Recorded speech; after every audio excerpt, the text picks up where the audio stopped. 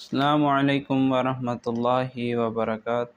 الحمدللہ رب العالمین والصلاة والسلام علی رسول اللہ، اما بعد۔ ہمارا جو خوابوں کی تعبیر کا سلسلہ جاری ہے، اسی کو آگے بڑھاتے ہوئے آج اپنے بھائیوں سے ایک نئے خواب کی تعبیر کے بارے میں ہم بات کریں گے۔ اگر کوئی آدمی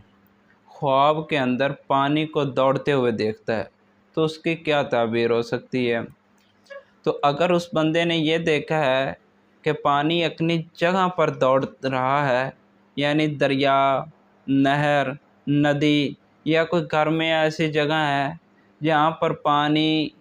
کا ہونا یا پانی کا چلنا دن رات کا کام ہے، پانی کی وہ اصل جگہ ہے، اصل محل ہے، اس جگہ پر اگر خواب کے اندر پانی کو دوڑتے ہوئے دیکھ رہا ہے تو اس کا مطلب یہ ہے کہ اگر وہ بندہ قرض دار ہے تو اللہ قرض سے نجات عطا فرمائیں گے،